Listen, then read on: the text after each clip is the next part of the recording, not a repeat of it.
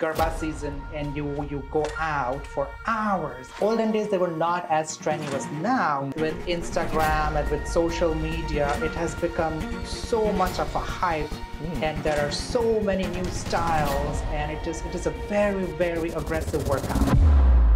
It's like running a marathon, and so your heart cannot keep up with it.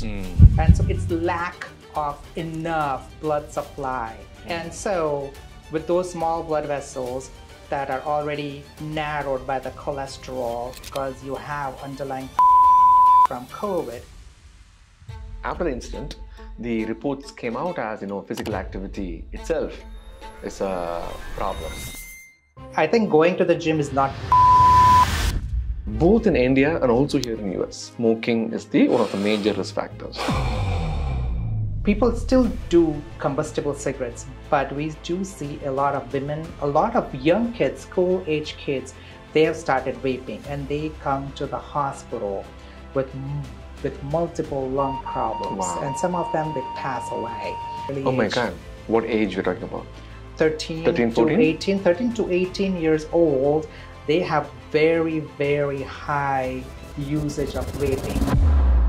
Vaping was introduced to quit smoking. Vaping was not introduced to start smoking. So let's say I'm a parent and then I have a child, and let's say that it is 200 steps to prevent decreased exposure. Also, let's talk about reality. Lungs can get hurt even if your toe gets hurt. The things you can do is there is this trend of having air purifiers inside the house. I myself don't know whether it is a good thing or a bad thing. Your take on it? I just don't want that people go crazy and start buying air purifiers because it's not always work. Hi Parimal, welcome to the podcast Gut Feeling with Dr. Pal. How are you, pal? Good, I'm good. You have no idea, coming to this podcast is like going to Kapil Sharma show. I was dying for you to call me on your podcast. So our audience might remember you because, we started this conversation during COVID. That's good. There was a Zoom call, I still remember. Yes. And then you gave such wonderful points about COVID, vaccination, treatment and everything at that time. And how was COVID now in your practice? COVID is much better in my practice. You do not see as many sick patients now. Once in a while, you'll see a sick patient that comes to the ICU. And I think what has helped is definitely building up your immunity by exposure. Plus, I think the vaccines have done a good job. So we do see some patients, but most of them are what we say is an incidental finding. They come to the hospital for something else, you swab their nose, and you find COVID. Yeah. So but it is not life-threatening. It is not as serious. The morbidity, i.e. the complications, are not as severe as 2 years back. And the vaccination part. Recent report says that AstraZeneca, Covishield, increased risk of vaccine-related thrombocytopenic complications, TTS. I do not know how much of that is a fact because in the earlier stages, we have seen so many patients with COVID. They come in either with blood clots in their legs or a blood clot in the heart that translates into having a heart attack, a blood clot in the brain, which is called stroke. So COVID itself is very thrombogenic physiology, which means that it makes your blood thicker. And because you are sick, you don't move around much, so that doesn't help. And because of that, so let me explain that to my audience as well. So COVID itself increases the risk of development of blood clots. That's correct. And then you mentioned a very important point of not moving around. That's correct. Can you explain that a little bit? So that is called immobility in English terminology or in medical terminology. Immobility means that you are not physically active. Example, while you are traveling in a plane, it's a 6-hour plane ride, we always tell patients that, hey, please make sure you walk around, even though the aisles are small, but you should get up and walk. Same thing when you're taking a long ride, for example, from Sacramento to LA. It's a 8-hour ride, so you should stop, walk around at least 5-10 minutes every few hours. So that keeps your blood going. Otherwise, it is going to become stagnant. Right. And so when it becomes stagnant, it is going to the physiology becomes like a ketchup instead of just water type consistency of your blood. So that's where immobility comes into play. So especially for trips from US to India, right? Oh, they are very, very long, bro. It is long. They're very long. It is long. So for example, I went to go on Emirates. So from San Francisco to Dubai, it's like 14, 15-hour thing. So I make sure that I stand up at least every 6, 7 hours, or what do you say? Well, the more frequently you get up, that's always better. I don't think that anybody can say, okay, you are safe by not sitting, by not getting up for 4 hours. I don't think that it works that way. It also depends upon underlying comorbid conditions. Do you have diabetes? Do you have blood pressure? Do you have cholesterol? So if you have any of these comorbid conditions, then I would say get up every hour, just walk around, go through one aisle to the next, come back and sit. Correct. So I had a patient. I know we're deviating, but it's very important that my friend's father came in from Chennai to San Francisco, and then 2 days later had a shortness of breath, and then on scan showed a blood clot in the lungs. Yes, that's very common. Actually, we do have had relatives that land on the airport and immediately they have to go to the hospital. Wow. That's because it's a long ride and we enjoy sitting, watching TV, enjoying Indian food that we bring. That's very typical. And Indian food that we bring. That's a key thing. That's correct. And then I think we all forget that we should wear tight stockings when you are on a long ride, whether that be a car ride or a plane ride, or even including sometimes we do get patients who are avid horse riders and they sit on the horses for a long time because they're competing or they are just strolling on the horse for an hour, 2 hours. So you will develop blood clot in your pelvic area and then that just shoots up. When you get off the horse, you jump off the horse, and that can trigger the clots to break and then shoot up to the lungs and develop blood clot in the lungs. Right. So I'm just saying, explain this blood clot formation. So blood clot in the legs and the veins get connected to your heart. Yes. Right. So when you don't move that much, especially in a transatlantic flight where it's a long flight, blood gets stagnant in the lower part of the legs. And there is a possibility that that blood clot can travel from the legs all the way to the heart and that is lungs, and that's what we call as pulmonary embolism. Correct. So the heart itself is divided into left heart and the right heart. So the cardiologist will take care of the left heart. We, as pulmonologists, we take care of the lungs and the right side of the heart. So you're more special. So we are more smarter. More smarter. That's not the right word, but I guess that we have two lungs and part of the heart that we take care of. So the right side of the heart is where the venous blood return, i.e. in simple words, when the blood comes from your legs, it goes up, travels through inferior vena cava, and it enters the right side of the heart. From there, it travels inside the lungs to pick up oxygen. That blood that comes from the legs is impure. It doesn't have oxygen. So it has to get fresh. It has to become red again. Otherwise, it's dark bluish color without oxygen. So it travels through the lungs. Now, when it is traveling through the lungs, if there is a blood clot that travels with it, it will go and get stuck in the lungs. Lungs are kind of sort of cul-de-sacs. So people who live in the United States, we have, where we live, some of us will live in cul-de-sac, which means there is no connecting streets. That's the end of the street. That's the end of the street. So that's where we have the alveoli and the small blood vessels in the lungs. That's where it gets collected and it gets stuck. And that's how you get pulmonary embolism that leads to chest pain. So in simple words, pulmonary embolism is nothing more than a lung attack. Just as you have a heart attack, you have a brain attack, you have a lung attack. All these three attacks will cause pain, will cause symptoms, and they cause symptoms because they want patients to go to the doctor and get treated. Very rarely they will be silent. Most of the time they are very annoyingly and they want to make their presence felt. So the main reason for this is, this discussion is, COVID itself can increase the risk of blood clot in the lungs as well. That's correct. So the only difference would be that, yes, it is prothrombogenic, which means that it can cause clots, but majority of the clots, they travel to the lungs rather than get formed in the lungs. So that's the only difference. So there is a travel mechanism 95% of the times. Right. So that translates to the next question is that if it is increasing the clot in the lungs, has that increased the risk of clot in the heart blood vessels as well? And is that the reason that we are seeing more increased risk of heart disease in young people like this? It's a very common question I get asked all the time. So the short answer is yes. The long answer for example, to have a heart attack. Recently, last year, there were multiple deaths in Gujarat during Garba season.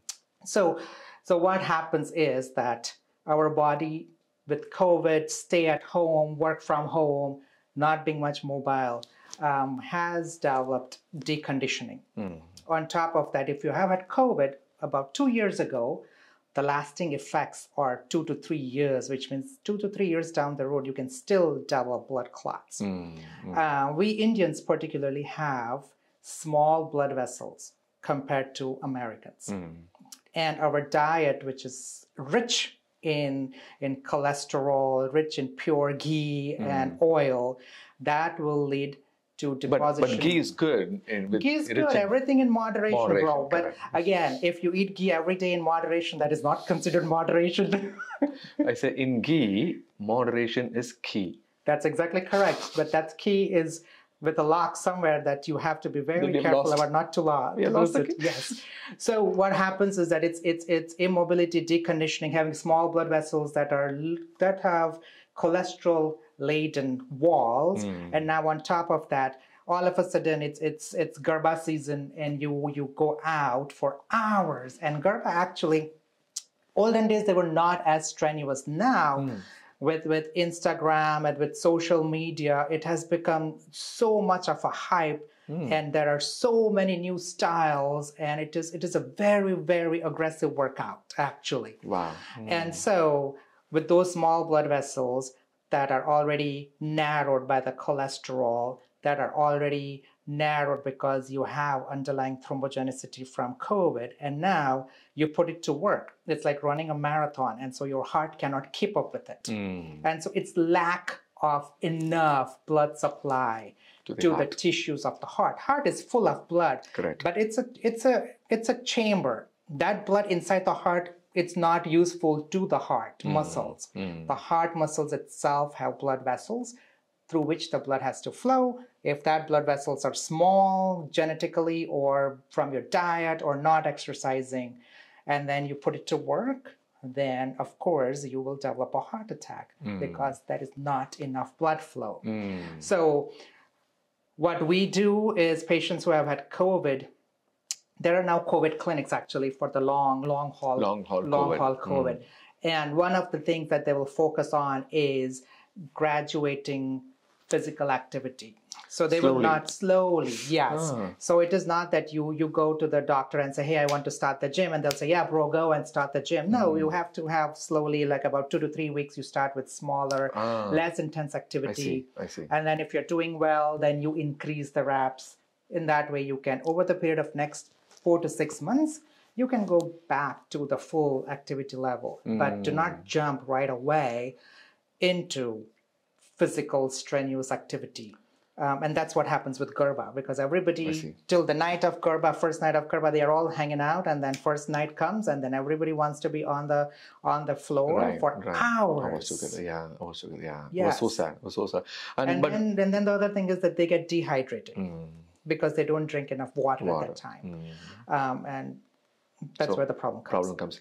That's such a sad incident. But that after the incident, the reports came out as, physical activity itself is a problem, and don't go to gym because there is increased risk of heart attack and everything. So I think there's a moderation again. Yeah. So again, I think going to the gym is not bad at all. As we said, if you start, today's your day 1 in the gym and you want to run elliptical for an hour and your heart rate goes to 180, that's not good. Slow graduating exercise will help you. Gym exercise is not bad per se by any stretch of imagination. Of course. Now I'm going to bring you into controversy because I like controversy. I love that. So do you think the same thing, COVID causing thrombogenic increased blood clots and causing blood clot in the lungs, blood clot in the heart, can that happen with COVID vaccination as well? This is one of the common questions I get. So it depends upon multiple schools of thought. Each coin has two sides. But having said that, there are millions of patients who have received COVID vaccine. And how many of them have developed blood clots? Very few. And probably it is going to be very hard to prove that it came from the COVID vaccine. And again, I think that there are a lot of conspiracy theory, mainly because the way COVID vaccines have been made, it's the mRNA made in the lab compared to all the other vaccines that have years of research. But then my argument would be that when a new iPhone comes out, we all know that it does a lot of radiation to the heart and to the brain, and it does a lot of bad things. But then guess what? As soon as a new iPhone comes out, there are people waiting in line. Same thing when a new drink comes out, people wait in line. Same thing. You're talking about coffee drink. Coffee drink. Not alcohol. Even alcohol. I mean, like there are, a few years ago, there were all these oxygen bars. I mean, come on, give me a break for the love of God. Thank God. Oxygen bars. Can you touch upon that now briefly? Yeah. Oh my God. I'm not even kidding. In San Francisco, in downtown, there is a huge oxygen bar. Actually, it's here in Sacramento as well. There are. And people go there, and people who don't know about oxygen bar, as you go there, and there is an oxygen bar with a long tube. Yes. And you pay money to inhale oxygen for like 20-30 minutes, and then the concept is you feel good. Maybe there is some research to it, I don't know, but as far as I know, will that make any difference? So, I'm not sure. You are a pulmonologist. God is the most amazing creator. He created air, he created oxygen. If he wanted to make it flavorful, who would have stopped him? Correct? Correct. Now, we human beings, we are very dependent on the positive aspects or how you feel.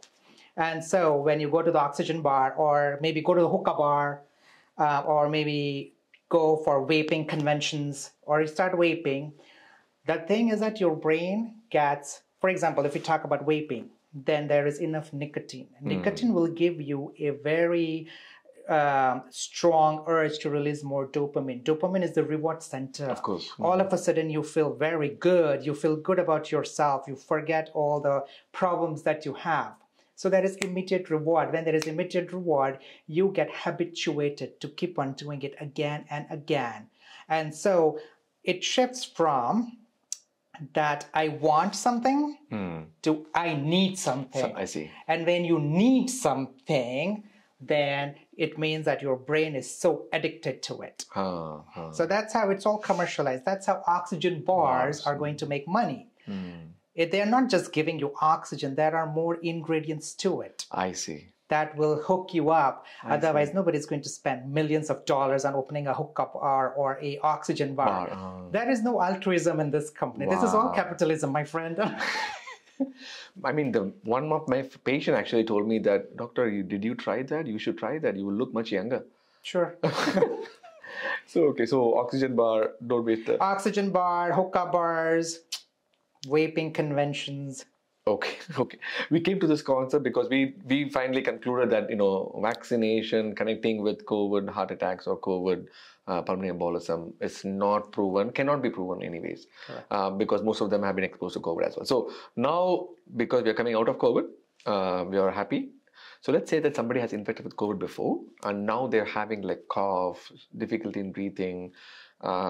When should they seek medical attention that it could be a long COVID symptom? So there are different definitions. So if you follow CDC, they say that, hey, if you have had COVID and your symptoms last more than 4 weeks, then definitely you have to knock on the doctor's door. Symptoms more than 4 weeks, okay.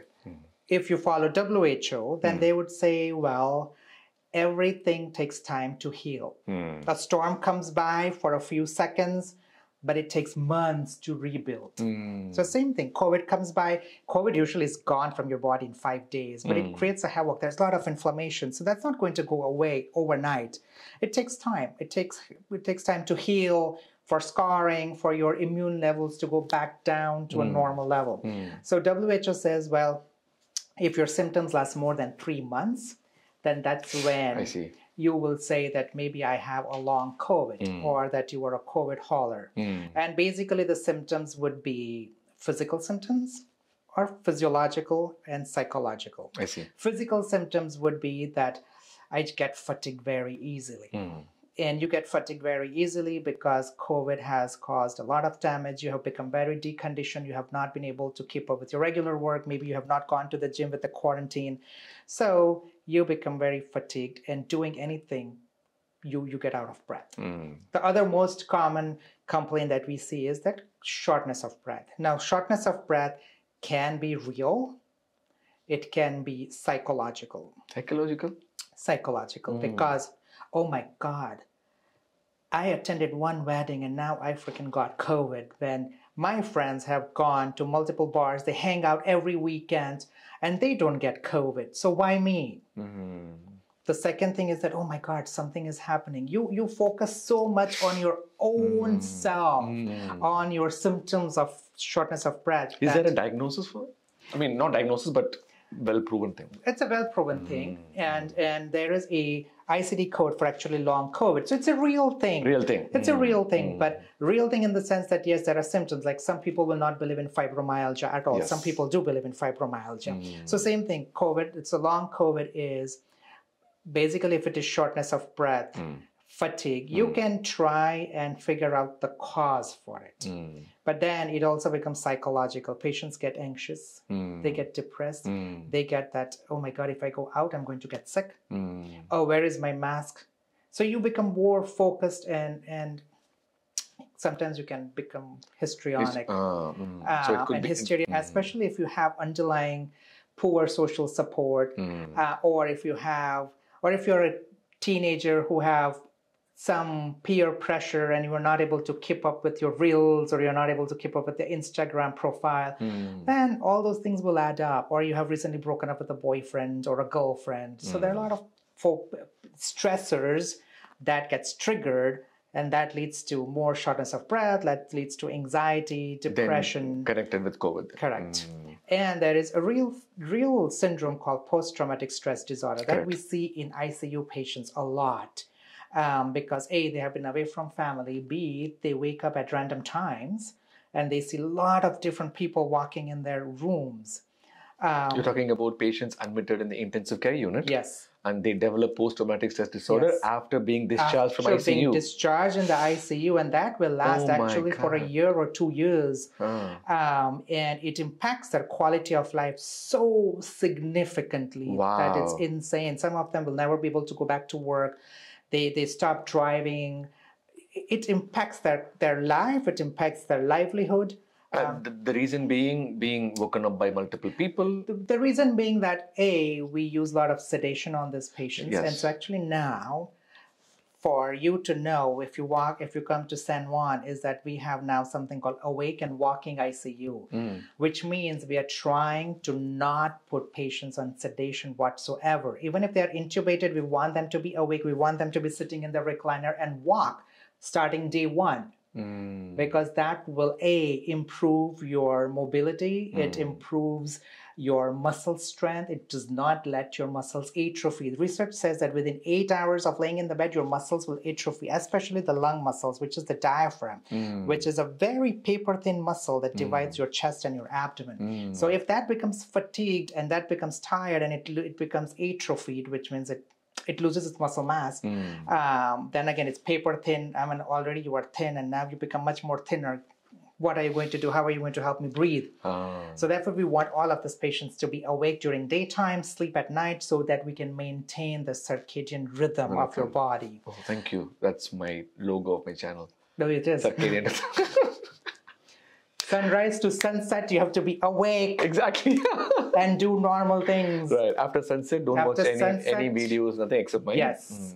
And you go to sleep. Next day morning, you wake up and you get back to work. Super. So we were talking about this for long-term COVID. So basically, I'm summarizing what you said. So symptoms include shortness of breath, chronic cough or fatigue. Long COVID is a real thing, and criteria differs. It could be more than 4 weeks or more than 3 months. Yeah, so I would say the patients usually that we see, again, I have not done clinic in a long time, but we do refer patients and we do have outpatient pulmonary practice. So after 3 months of symptoms, then yes, you want to just saying or saying that, oh my God, it's in your brain. You want to rule out things like, for example, after COVID, we see patients can develop scarring, and then that will develop Scar pulmonary tissue in the fibrosis. lungs. Correct. Oh.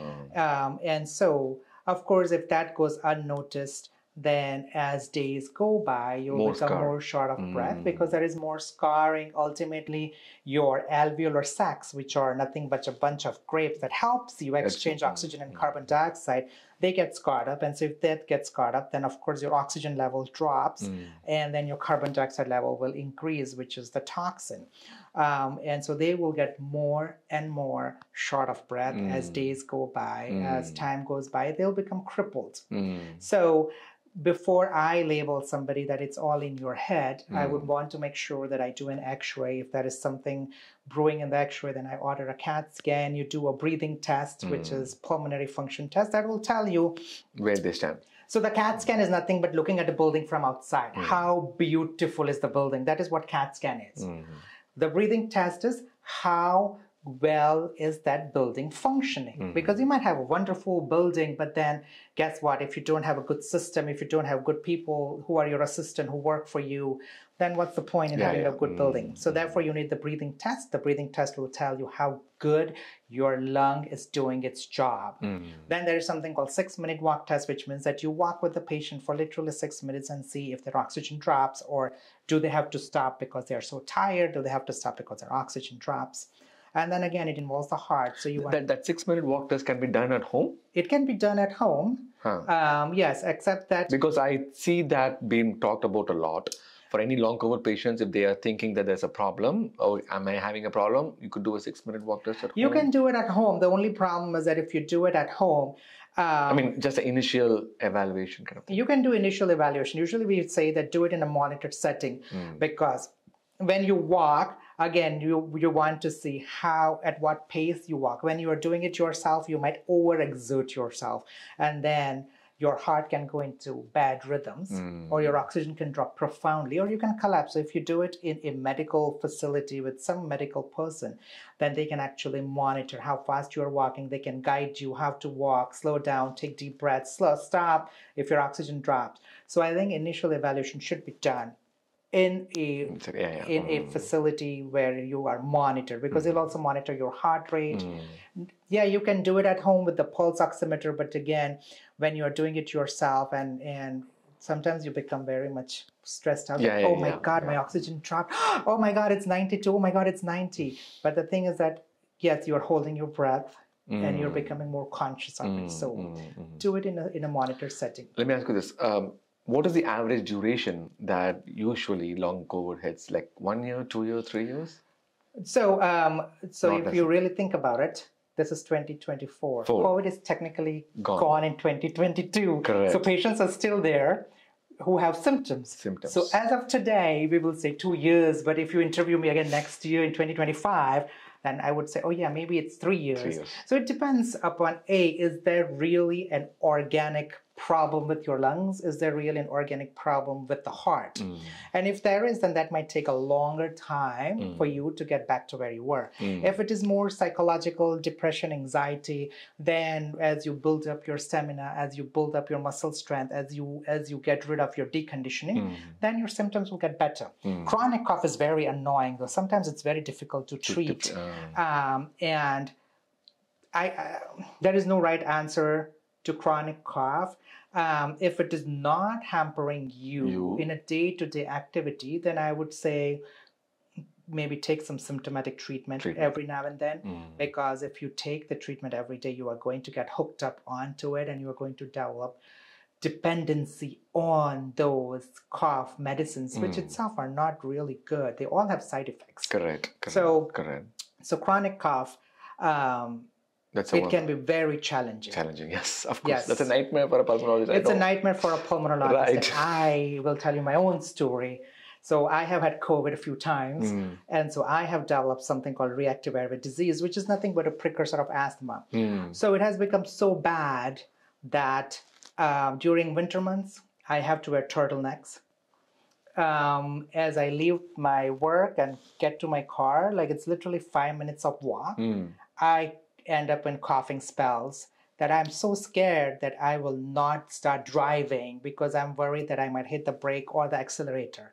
So I sit actually in the car for literally 3 to 5 minutes, try to control my cough, and then I start driving. Why this is because reactive airways is because of cold weather? Yes, so probably COVID has triggered whatever inflammatory system that has happened to me. And so there are trigger factors. So I know my trigger factors. One is cold.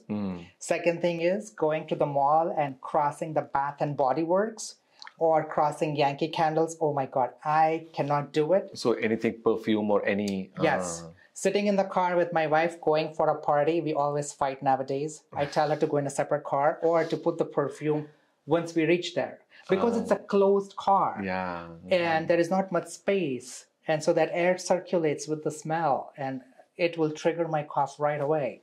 Wow. So it has become that bad, but it is not affecting me in my routine life at work. So I don't take much, except that, yes, I do take inhalers every now and then. I see.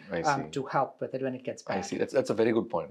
Yes, I myself I struggle with it, with cough. And so sometimes it's very bad that you're a pulmonologist and you keep on coughing for 3 months in a row. And I'm like, bro. You are symbolizing your profession. Exactly. Yeah. So it happens. And as I said, chronic cough is very, very annoying. I know. It's a nightmare. So we'll switch gears and we're going to talk about lung cancer, because I know that you see a lot of patients in ICU. The good thing about your practice is you see much sicker patients admitted in the ICU as well. Correct. And these lung cancer patients, unfortunately, they don't have that much amount of lung reserve. But the one thing I really wanted to hit is there is an increasing incidence of lung cancer at young age, both in India and also here in US. And we all know that smoking is one of the major risk factors. Let's talk about smoking first, and then we will go about the other risk factors. When I grew up, smoking was very common in men, and now I think it has been increasingly common in women as well, based on the reports that I'm seeing. In your practice, what are you saying? Is the smoking increased, decreased, or are they? So what we call the big tobacco company, or the combustible cigarettes, which is the typical in India BDs or the cigarettes or the cigars, right? So gold filter, Camel. So the number of patients who are using the combustible cigarettes are actually dropping. We see a lot of patients who have become modernized. And modernized because they want to keep up with everything that's happening in the world.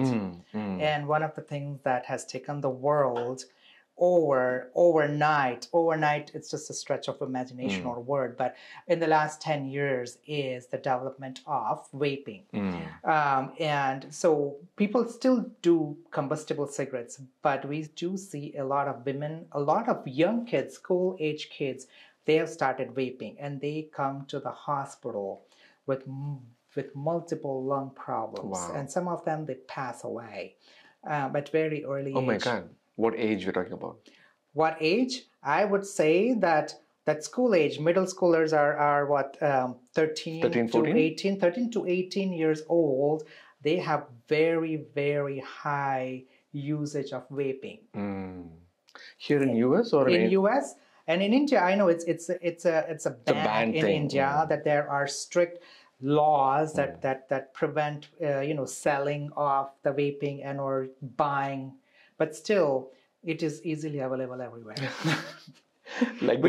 which is very sad. Like Gujarat is called dry state. Yes, it is a dry state, but I'm not saying much on it. I have to go to Gujarat someday again. But the problem is that vaping, we all know, it's available everywhere. And I think that So you were saying that vaping can also be associated with lung cancer? Vaping is very new. So I would not go that far that it has caused lung cancer. Having said that, there are a lot of ingredients in vaping that can cause cancer. What we do not know is how much exposure to those contents will lead you to have lung cancer. But it has a lot of bad products in there that can cause. So if you take, for example, formaldehyde, can that cause cancer? Yes. If you take cinnamaldehyde, can that cause cancer? Yes. Toluene can cause cancer. So we just don't know what is the dosage. We do not know what is the dosage in vaping that will lead to cancer. And the other thing we would not know is, because vaping is very dependent on an individual. I see. There are some patients who will take 1 puff and call it a day. There are others who will take 20 puffs a day or 100 puffs a day. So that is number one, how many puffs. I see. The second thing is how aggressively you are pulling it. So if there are some patients, they will suck as much as possible. And I think that the way you make a vapor is by heating the liquid. So Correct. Nowadays, the vaping gadgets, they are very customizable. And you can change the liquid, you can change the nicotine content, you can change how hot you want it to be, how much you want to suck on it. I see. So it all depends upon an individual preference. So is it safe to say that, okay, no, the higher the end of the spectrum, so let's say more heat, more liquid, more vaping, then the more damage to the lungs. Yes. But I'm going to argue in a different way. Okay, so let's say I'm a smoker. Okay, so let's say I've been smoking for 20 years. And I really want to quit. I know that smoking causes lung cancer. I have a young family. I want to make sure that everybody's good. But I cannot, because, it is an addiction. Correct? It is an addiction. And vaping was introduced as an alternative form of smoking. That is correct. But everything starts with a good intention, and then we abuse it, like an internet. It was meant to be more resourceful. But now everybody's addicted to internet, and you watch a lot of bad things and you spend hours on it. So human beings, we start something with a good purpose, it ends up abusing. So same thing with vaping, that yes, it was introduced to help quit smoking. And again, there is a little bit of a myth in that. I do not know if it was really meant to quit smoking, or it was really meant to say that, okay, from the regular cigarette, you inhale a lot of contents that can cause cancer and a lot of other side effects from it. Let's introduce vaping, which is a quote-unquote a safer alternative that will still satisfy your need for nicotine. Great. So I do not know if it's a safer alternative. It's still a poison. It's less poison. So let me ask you this. But again, if you take that poison more, then it doesn't solve the problem. No, I understand that. Okay, so let's say I'm a smoker. I want to try vaping. Yes, if I go big on vaping, I'm going to have the problem as well. So again, no matter what, even if you use vaping, I always tell my patients, whatever helps you quit smoking, I am with you. I want to be a part of your journey. I'm not going to let you be alone. But say, for example, you are smoking and you want to quit, you're not able to quit, we will say that, hey, why don't you take nicotine replacement products, which is as simple as a patch. The patch will last you a long time, 12 to 24 hours. In between, if you have cravings, use a gum. Nicotine gums. Nicotine gums. There are nicotine inhalers and nicotine nasal sprays, but I don't think they're not very handy to use. One question about the nicotine patch. So let's say I have a friend with smoking and I want him to quit smoking. Can I buy nicotine patches and give it to him, or it has to be like medical oriented? So as long as you are 18 and above in United States, you can buy it over the counter. Under 18, you will need a prescription. I see. Now again, on public media, I cannot tell you to buy it for a 17-year-old and give it, because that would be a wrong idea. But why is a 17-year-old smoking? That itself is a wrong idea. That's correct. That is because you will see nowadays that vaping has been introduced at a very early age. I see. So the other thing to remember would be that vaping was introduced to quit smoking. Vaping was not introduced to start smoking. And what has happened is to start vaping. Correct. So what has happened is that the vapes, number one, they have gone to like generation number 4 in terms of how beautiful they look and how easy it is to hide from parents, from other people in the school. They can be as simple as a USB drive, and they have become more colorful. Yeah. It looks They're like very a colorful. They're so good. It looks looking. like a buffet. And the worst thing that these people have done, and I want to curse them out on that, is that they have introduced different flavors. And so that has led to the teenagers to get hooked onto it. I see. So now you take a vaping machine and you say, hey, I want bubblegum flavor. So you take a bubblegum flavor. Along with it, you are taking some sort of nicotine. And also, you still have the hand-to-mouth gesture. So what that leads to is that your brain is now getting hooked up to nicotine. And so if you think that you are not hooked up, guess what? You will be. You are already hooked up because your brain is messed up. I see. Because you are denying yourself that you are hooked up to it. Because that is what nicotine addiction does. It clouds your brain and you will not believe that you are addicted to it. I see. So the teenagers started very early age because it's fashion, it's style. All of my friends are doing it. And I'll do it as well. And I'll do it as well. And that is a very ignorant mistake that you are doing day in and day out. Guess what? 5 years from now, it can be as addictive as smoking. You will start smoking a combustible cigarette. So it has become a gateway to smoking. Because they want more? They want more because your brain wants more and more nicotine. And now you're growing up. I see. And now, once you are 20 years old, 25 years old, you are hanging out with other people. Oh my God. You are hanging out with boys and girls. And then guess what? If you have a pink or a fruity flavored vaping, you are going to be made fun of. You have to be a man. You have to grow up. You have to have real cigar and cigarettes. So that's what happens. So it has become a gateway to smoking versus a way to quit smoking. And no matter what, for your question, if you want to quit smoking, yes, you take nicotine replacements or you do some vaping. I'm okay with you doing vaping as long as you tell me you have a set date that you will stop vaping. Without a set date, you are just fooling yourself. Wow. It is as simple as that. You have to have a stop date with vaping, with nicotine replacement products. I see. Yes. I see. So, so what works? Well, in your practice? In my practice. So you start with simple, with what we call as 5 A's. That is first ask. Okay. And nowadays with teenagers, in the United States especially, you have to get the parents out of the room once they're 15, 16 years old. But you have to ask them, the most important question is, if you start by asking, hey, do you smoke? They'll say no. Then you have to ask, do you Juul? Juul is the one company that has made millions of dollars in the United States. And it has become, vaping has become Juuling. So if you ask vaping, they might not know. But if you ask Juuling, they'll say, yes, I Juul. Wow. So you have to know your audience, what question to ask them. So you should ask and then advise them about the risk of smoking or vaping. Or juuling. Yeah, or juuling. So you first of all ask or you inquire. Second, you advise. Third, you assess, are they ready to quit? If they are ready to quit, you assist them. And you arrange for a follow-up. Very important follow-up. Otherwise, they'll be lost. They'll be like, yeah, the doctor is not interested in me anymore. He has made money. He has given his pill. End of story. No, you want them to know that you are not alone. There are a lot of things available for you, and we are there. And you need a follow-up because majority of these patients will fail their attempt to quit.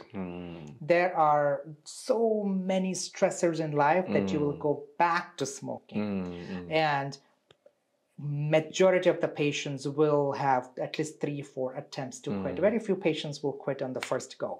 So I want to understand the magnitude of the problem. Okay. So in US, we come here, we are here for like 15-20 years, many people. And then, our kids are growing up here and they are teenagers. And we assume that they are not vaping, they are not going into any bad habits, and most of them are not. What are the signs and symptoms that we can pick up in case if they are? Oh, very good. Okay. So vaping. Oh God. Okay. So that's a marketing strategy of vaping, because the way vaping works is that they do not smell bad. So the if you are smoking, you get the stench of smoking. People if you actually use marijuana, you will know that something is not right. Vaping, it's very difficult because they'll have fruity flavor and they'll be like, oh yeah, I just added some perfume. So you can get away, but if you should know your kid, if they're not into wearing cologne, wearing perfumes, now they're smelling fruity. That's number one thing. The second thing is that you need to bond. Just as you bond with your patients, you have to bond with your kids. Like you and I, we grew up in India. I think we did not have so much of peer pressure as our kids here have. I see. Plus, the skin color matters, and they want to blend in with other people here. Correct. So you have to be very good friends with your own kids and ask them and talk to them. Never be judgmental because you never know what shoes they are wearing. You might think that, oh my God, you are a freaking 13-year-old. What stress do you have? But they might have a lot of stress. You do not know. Yes, of course. Of course. So you ask them. Very sometimes open-ended questions. Hey, do you know about juuling? Hey, do you know about juuling? Have you ever thought about juuling? What do you think about juuling? Hey, I want to know something about juuling. What do you think? And so if they have done research, they'll tell you. They'll be like, oh my God, yes, my friend XYZ, they jewel. And you know, they feel so good after that. They do fantastic. And you know, they go to parties and they have become the life of the party. But that is all short-lived. And that's a good way to explore the concept. Yeah, so always ask open-ended. Do not say that, hey, do you smoke? Do you smoke? Or do you vape? Yeah, no. What do you think about vaping? Start an open dialogue and never end it in one day. It's days to weeks. You keep on talking about it directly, indirectly, then you will know what they're into. You can gauge. You can gauge. You can gauge. Okay. So coming to an adult question. Adult question is, again, same thing. A friend of mine is smoking. And you said that we can give nicotine patches, which is a patch that they put it on their arm and that releases nicotine in the blood and it's supposed to decrease the cravings. It doesn't suppress it completely. So during the intermittent cravings, you take nicotine gums. It's a bubble gum. It's a bubble chewing gum. Chewing gum. And again, there is a style to chew it. It's not like the regular bubble gum and you blow a bubble. So the nicotine gum has the nicotine built inside the gum. So it is just not going to be released. So you have to chew on it. I see. And then you will get a pepperminty flavor. Once you get that, then it's called parking. Literally, it's called parking. You park it in between your gum and your cheek and then let it absorb. Is that right? Okay. Yes, if you keep on chewing it, all that nicotine is going to release right away. And so you're going to get a high of nicotine, which you don't want. You want to suppress, you want to get your nicotine levels under control. You don't want highs and lows. Because that's when the problem is. Once you get a high, a 2 milligram tab of gum or a 4 milligram gum, it will be done in like 5 minutes if you chew very hard on it. Then you'll be taking more and more, which we don't want. The whole purpose is to cut down even nicotine. Wow. So if somebody is smoking like 10 cigarettes a day, and if they are well-built, average build, then you start with 21 milligrams of nicotine. For a few weeks, cut it down to 14, cut it down to 7, with a plan to stop in a few weeks. So you're talking about, again, the dosage, right? The dosage. So 21 grams is the first milligrams. Milligrams. 21 milligrams is the first dosage that you... Depends upon how much you smoke. But So the more you smoke, 21 milligrams. Correct. And what is how long does it last for? Like 1 year? What? The prescription, the patches, the gums that you can try? No, you can last as long as you want. But usually you should have a stop date. Which is 3 months, 6 months? Yes, 3 to 6 months.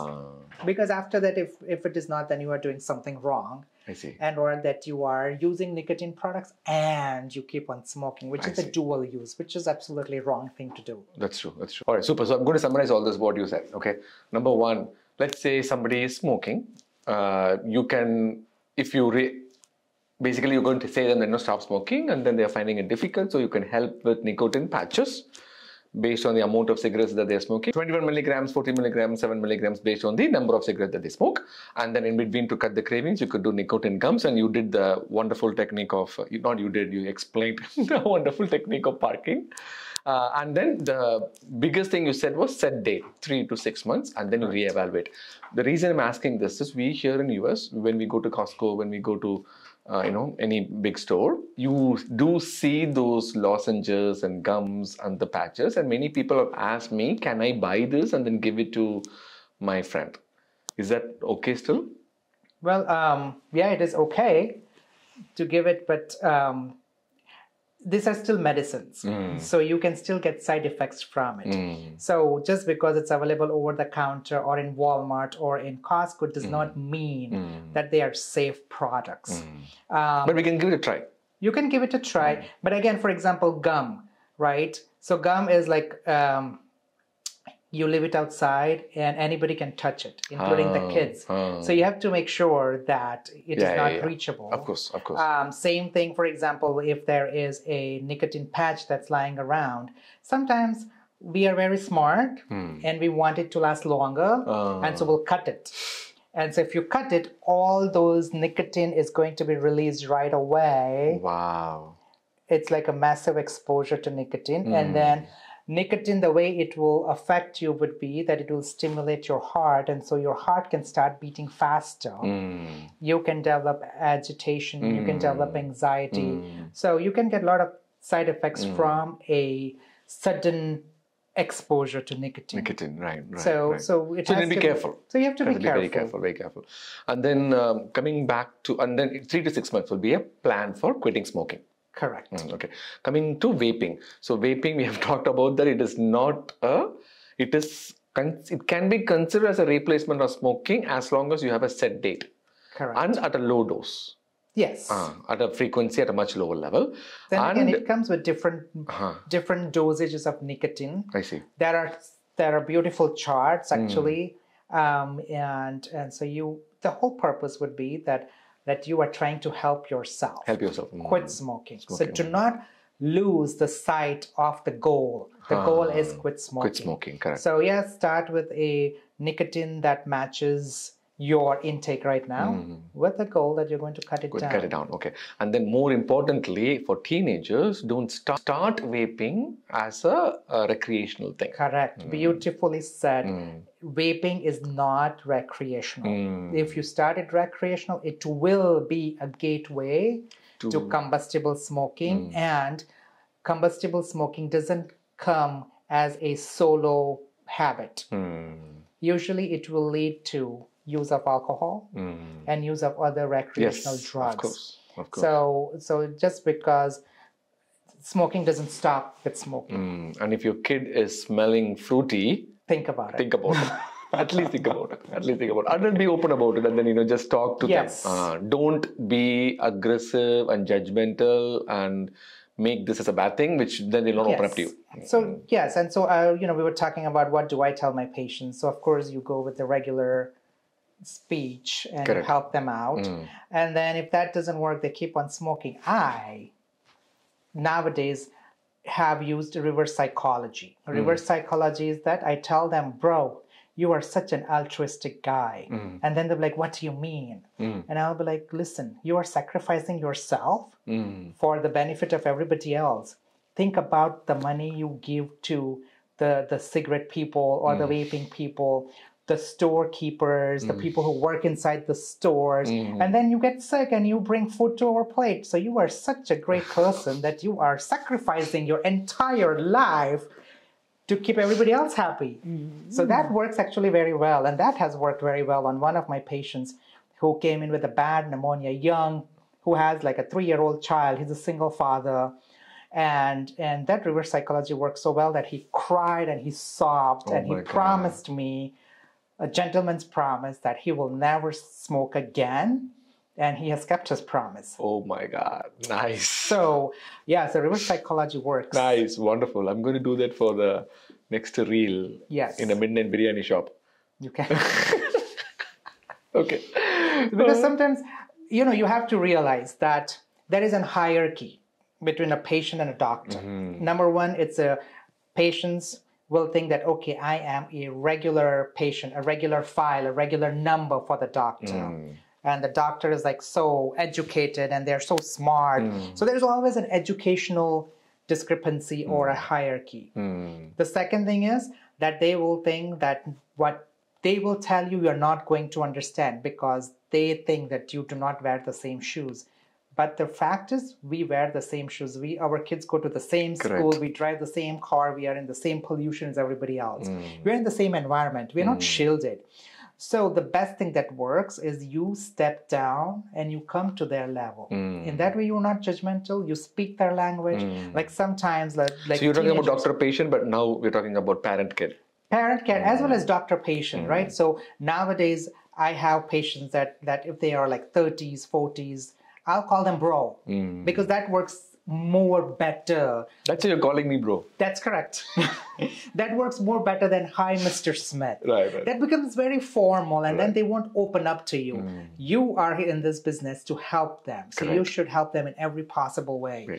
And one of the ways would be to be friendly in your way you talk to them rather than having a gap, which I think is such a big gap that many of my colleagues themselves think that, oh my God, we are doctors. I mean, sure, you are doctors, but step down to their level, talk to them openly, then they will be. Then you'll get more out of that interaction. Of course.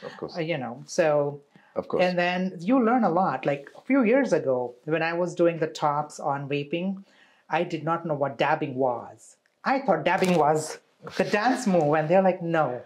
Dabbing is actually an aggressive form of vaping, whereby you drop multiple drops of nicotine to vaporize it all at one time to get high, like a nicotine high. So that is dabbing. And I would have not learned about it unless I was very friendly to that patient, very young patient, and he was teaching me. So, you learn a lot actually from the patients. Of course. Unless that you wear your white coat and you shield yourself. Then you will not learn much.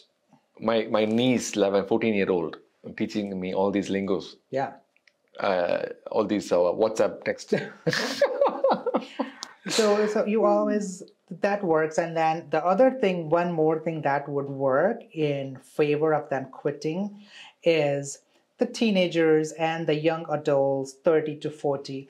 So smoking is related in thousands of articles to erectile dysfunction. So if you tell them that there is a very high chance that 10 years from now you're going to develop erectile dysfunction, that actually works very well also. And it is not a reverse psychology. It is that, you tell them you're going to develop COPD and you're going to develop asthma, lung cancer, and you're going to develop lung cancer. But guess what? All of these are not going to kill you right away. It's years later that you will die.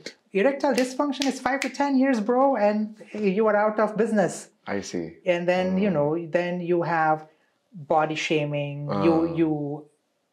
You doubt your own manhood. And of course, that's so that is much short term than... That's short term, right. Within a few years, 5 to 10 years, you develop erectile dysfunction. So that has more rapid onset. Okay. So now we talked about active smoking, vaping and everything, but I really want to focus upon second-hand smoking. And you mentioned about third-hand smoking as well. So second-hand smoking, as far as I know, is when somebody's smoking, you are right next to you, right next to the person. And then those particles you inhale and then that can damage your lungs. You go to Mumbai airport, I was recently there, and then that says smoking zone. Yes. All right. So there is a glass door. You walk in and then people are smoking inside, which is a very good thing. The only problem was the door was open. That's true. So second-hand smoking. So how common it is, and is that the exact same problem that a primary smoker can cause? So primary smoking is, for example, if I smoke, I inhale all the smoke. That's going to go in my lungs. And of course, my lungs are going to become damaged. They can actually look black like my shirt if you do a thoracic surgery on them. And including pollution in Delhi, a lot of patients are developing black lungs because you keep on smoking the pollution and the bad air every day. So the first-hand smoke or the primary smoke is you do it yourself. The second-hand smoke would be that you and your immediate family, you are torturing, you are actually being mean to your loved ones because even though they are not smoking, they are in your immediate vicinity. How can you stay away, like feet away with your kids or your wife or your parents, right? So indirectly you are affecting their health. Now, is the amount of disease that they will develop is the same as a primary smoker? Probably not. But guess what? We are all getting old. Our parents are elderly. Some of them might have asthma. Some of them might have heart disease. So even though that little bit of smoke is going to cause a lot of damage to them. So therefore, nowadays, we say that if you want to smoke, please go out and smoke yourself. Don't smoke in closed quarters, in closed doors, because that affects your other family members. The worst thing is third-hand smoke. And what is a third-hand smoke? Third-hand smoke is, who does your laundry? I mean, in my case, it is me. Oh, it really? In my case. But most of the time, in the Indian community, it's the wives, moms, they do the laundry. Wife's mom. Wives and moms. Yes, of course. Yeah. It's the ladies in the house. Yes. But in US, you do it, right? Yeah. But even in US, right? I mean, you take turns. Yes, take turns, exactly. Right? You take turns. Correct. So even though they are not smoking, even though they try to stay away from secondhand smoke, that smoke, that nicotine, those toxins are going to leach out of your clothes that they are handling for you. From where? From the drying machine? Yeah. Plus, they're putting it in the washing machine. They're removing it from the washing machine, putting it in the dryer machine. And then you don't wash your clothes every day. They get piled up. So what happens during that 1 week of pile up? Right? In your car, you think that you're going to keep the windows open. That's fine. But then what happens to to all the seats and the seat covers? They are going to leak nicotine for a long time. And actually, there was a convention. There are a lot of vaping stupid conventions, and I do not know why we fund it or who buys tickets for them. So they did a research on it that there is something called particulate matter, which is defined as 2.5 or 10. Microns. So, microns. So 2.5. Do you know what is the thickness of the hair? I know this, 7. 7 to 10. 7 to 10. Right. So it's 7 to 10 microns. And so if you have, no, it's not 7 to 10. It's actually 70 to 100 microns. Sorry. 70 to 100 microns. And so a particulate matter of 2.5 is about... Yeah. 7 microns is the size of bacteria. Correct. You cannot see under the... Correct. So 2.5 microns is very, very small. It's about 50 times to 70 times small. The thinness of your hair. Correct. So it's very small. Actually, COVID is 0.1 micron, which is even smaller than 2.5. Wow. So the study was that they measured the, like, no matter what, no matter how clean your room is, there is always particulate matter in there. So you do a baseline quantification of the 2.5 particulate matter. Then you get all these people to smoke in or vape or whatever they want to. In the car? In the car or in the convention center when you do the research. The research was done in a convention center. I see. Whereby they did the particulate matter during, when there is like all the significant clouds of smoking that you cannot see each other. So the particulate matter 2.5 goes very high. And then, of course, once a convention is done, everybody's gone, that level comes down. But that level still stays higher than your baseline pre-convention for days, which means that, yes, you are gone, but now there are housekeepers who is going to come and clean the floors, who is going to move your furniture away, who is going to redecorate the hall. And then there is another party 2 days later.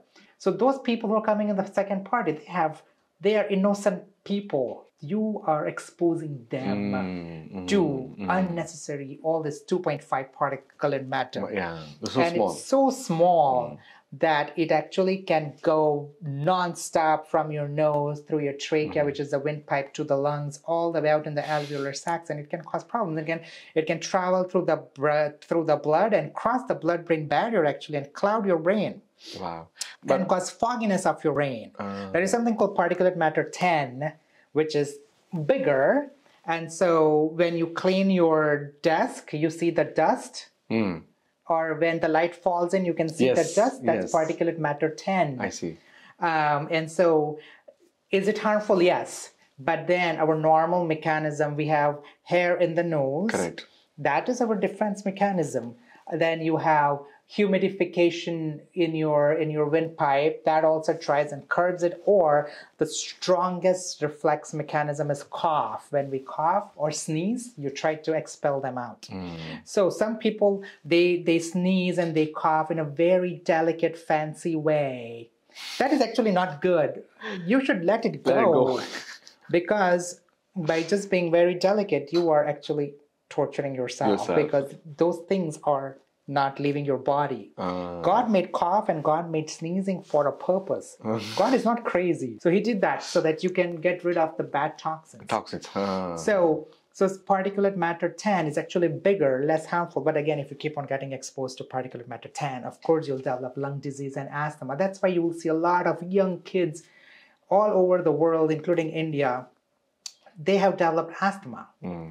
And if you talk about Delhi, Delhi is like one of the worst polluted cities, even though it's the capital. And there are days when you cannot see anything. There is no visibility. I've seen pictures of it, and it's terrible. And nowadays, everybody's supposed to wear a mask. What is the air quality index? The air quality index gives you an idea as to, in simple words, how good the air quality is for you to breathe, especially for patients who have immunocompromised status or who have comorbid conditions.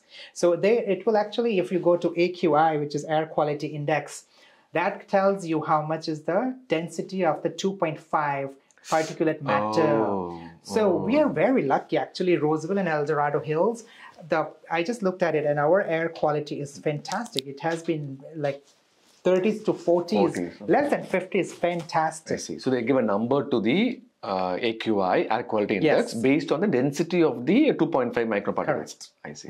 And then... And if it is less than 100, it's okay. Less than 100 is okay. So less than 50 is fantastic. We should all aim for less than 50. So less than 50, the quality is good for everybody. 50 to 100, if you have underlying lung disease, then you have to be a little bit careful. I see. But beyond 100, it's crazy. Even for normal person? Yeah. And it's bad. And you measure AQI. I know that I have an app. You have an app, or you can just check on the weather app. That inbuilt, it will or just build website. Index. Yes. Go to website and air quality index of your local city, and it will show you. That's correct. So in Delhi, you know, the air quality index goes till 500. Beyond that, it goes till 500. When it is all purple and red, they have different colors of it. I don't memorize the color because it's so easily available online. But sometimes the air quality in Delhi goes beyond 500 to like 700, 800. And then you will see a lot of patients, they end up in the hospital because they can't breathe. It's not that you can just shield yourself in the homes. And again, if you shield yourself in the home, the windows are open. It is going to come in. The doors are open. You have to go, you have to continue your life. You have to go work. You have to go to school. Yes, the kids will be out of school for those particular days. The construction we will stop for during the peak hours, but still life does not stop. It continues. So important thing will be that do everything possible, you as a human being, to cut it down, and then our administrators and ministers, they have to do something to cut down the pollution. To cut it down, we need to understand the risk involved, right? Yes. So I recently read a meta-analysis where it published like all 16 different articles, and then said that air pollution actually can increase the risk of myocardial infarction. Correct. Heart attack. Yes. Your thoughts on it? Is that the major risk factor, or it is a very important risk factor? What are the other complications that can happen with AQI being more than 100? So, of course, your lungs are very delicate and sensitive.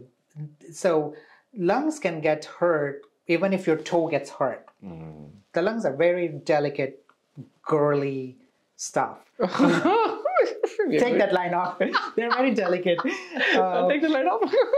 But so, first of all, it will affect your breathing. When it affects your breathing, you end up in coughing spells and you don't breathe enough.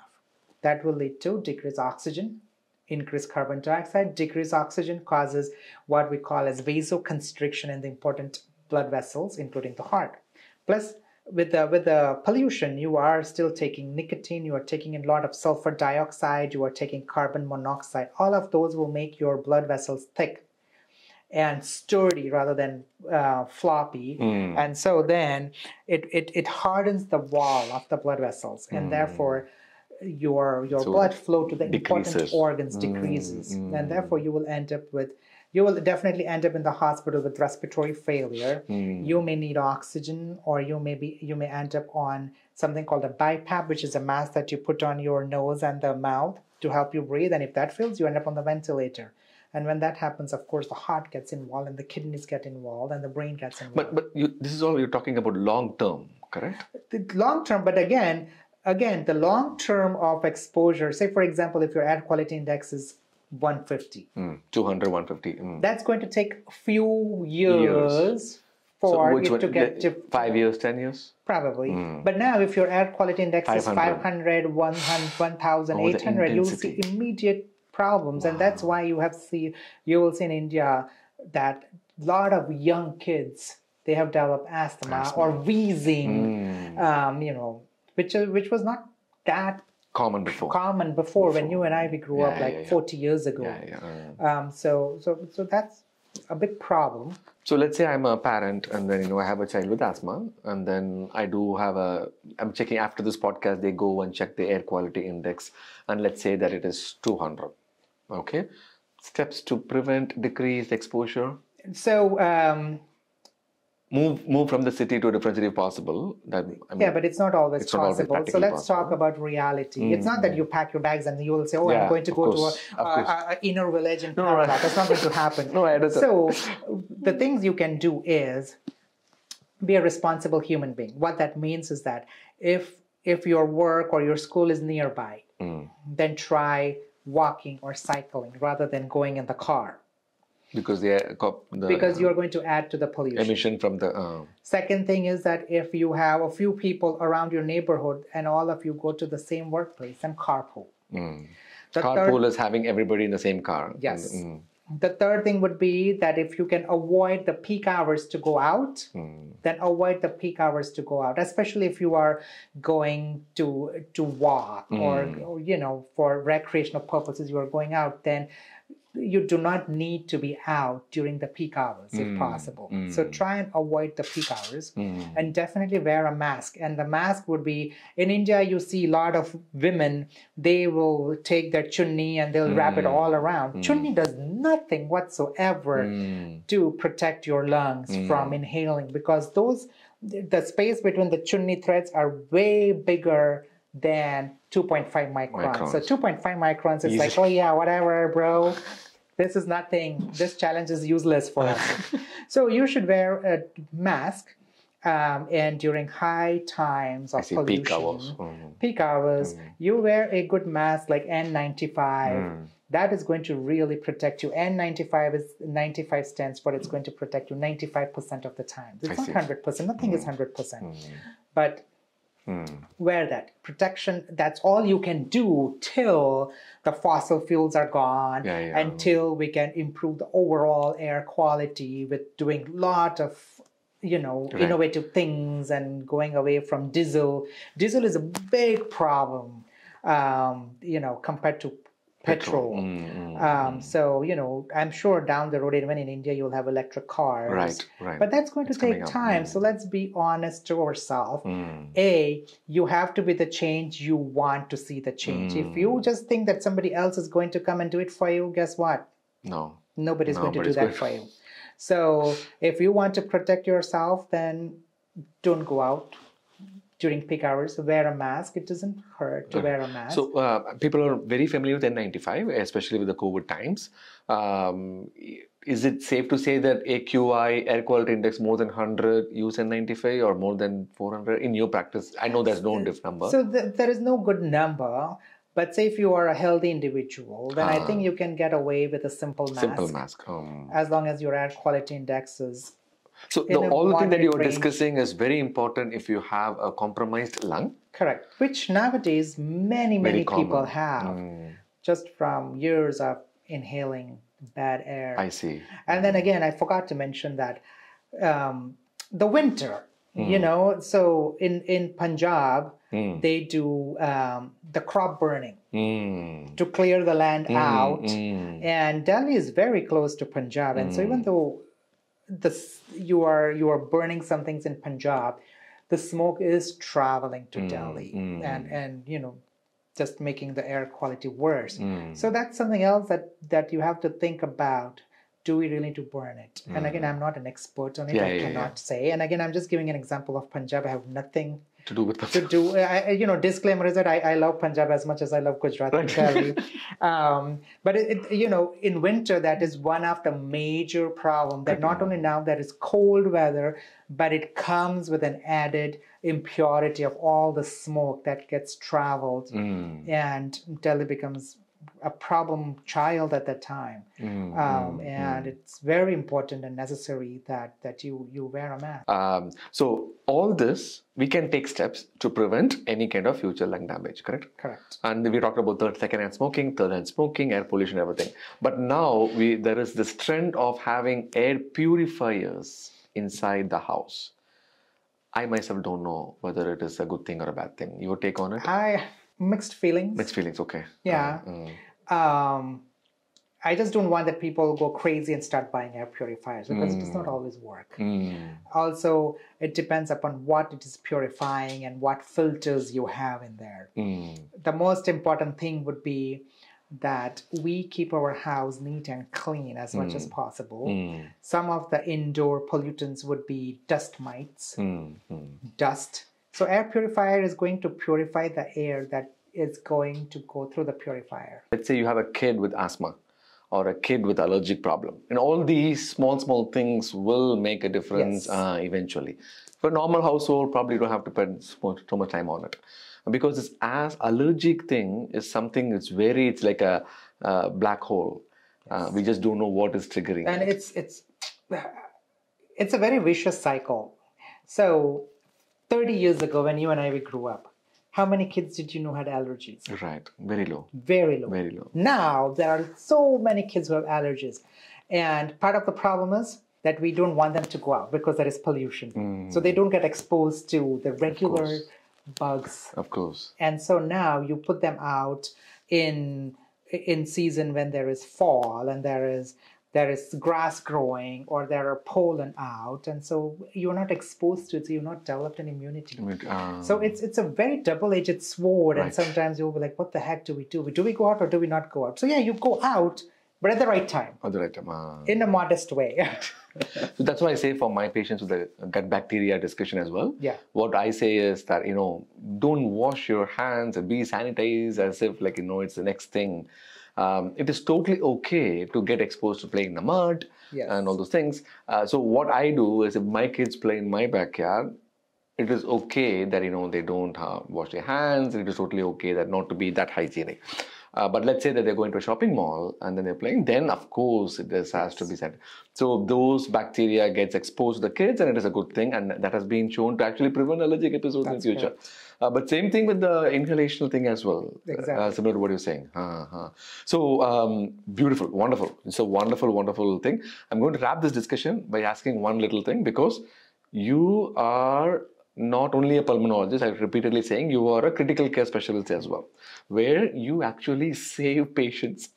Everybody saves patients, but what these guys do is when the patient is having a heart attack right in front of them, or when they fall unconscious, we call it as code blue in our hospital, where the patient needs an immediate attention, and you might not know what you're doing, but from a third person standpoint, I'm looking from a different department, people do treat you as gods, because you do bring back them pretty much.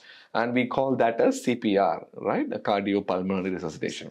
And I was involved in a CPR scene recently in an airport. So I did a reel on that, and then I kind of educated my audience about, this is what CPR is, this is what you should do. Can you brief us about, what a normal person should do when a person falls unconscious, or when they think that, the patient is not talking to them? So just a not brief... everybody needs CPR. So the most important thing would be that if it's your loved ones, then you have to know what medical problems do they have. Sometimes the patients will pass out and not respond if they are diabetic and they have not eaten, they've taken their medicines, or sugar is very low. But say, for example, they are lifeless. lifeless would be that you tap and they're not waking up, you move and they're just not laying there responding like a dead body. Then it's very important that you at least start doing CPR, which is the resuscitation or massaging the heart. Massaging the heart. Those days are gone when you did mouth-to-mouth breathing. We do not do that because of the risk of exposure and stuff like that. But I think that every adult should learn the basics of CPR. It can save lives. And it is basically, you need to know what part of your chest you need to compress, how hard you need to compress, and how fast you need to compress. Can you go wrong by just going crazy and just massaging the heart? Of course, yes, because the lungs also need time to recoil. So if you keep on pounding on the chest, then the lungs are not going to work and you're not going to get the concept is when you're pounding on the chest, you are stimulating the heart. Yes. And you are giving that a little bit of a rest back so that when you are pumping, lungs are also compressed, and when you're giving the rest back, the lungs can expand. Correct. So that's more important. Breaking the ribs, it's okay. You can break the ribs. That's not the end of the day because the patient will be alive. Also, you need to learn something called Heimlich maneuver because we see nowadays with the change in the dietary habits. A lot of people eat non-vegetarian food or raw food, and it can get stuck. And it gets stuck in the back of your throat. You cannot breathe. You can collapse. So if you know a Heimlich maneuver, which is basically going in the back of the patient and giving a thrust. So that they puke it out.